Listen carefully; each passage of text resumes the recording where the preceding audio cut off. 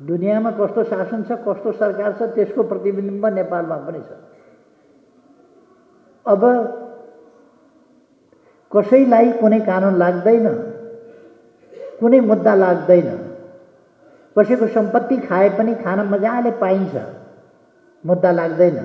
हिजो भुलचुकले मुद्दा लागेको रहेछ भने माफी बिना हुन्छ, अभियोग परिवर्तन गरिन्छ, अभियोग फेरिन्छ, अभियोगबाट बरी गरिन्छ, चुनावमा हिरो बनाएर अगाडि सारिन्छ।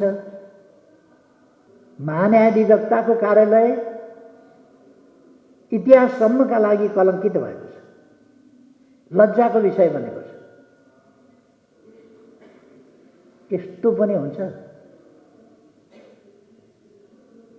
यसो बिर्स्यौँ भन्यो, डिम्बका कारोबार बिर्स्यौँ भन्यो, फेरि अर्को काण्ड, अर्को काण्ड बिर्स्यौँ भन्यो, फेरि अर्को काण्ड।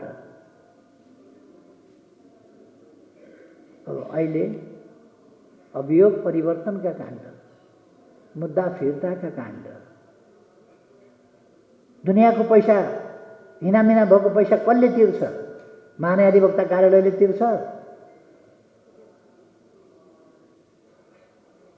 देश कहाँ पुग्यो? यसका विरुद्ध आज पनि सङ्घर्ष छ। हामी नेपालमा नेपाली सरकार बनाउन चाहन्छौँ, अरूको होइन। अरूका सरकार बन्न दिँदैनौँ, बन्यो भने ढाल्छौँ, फाल्छौँ।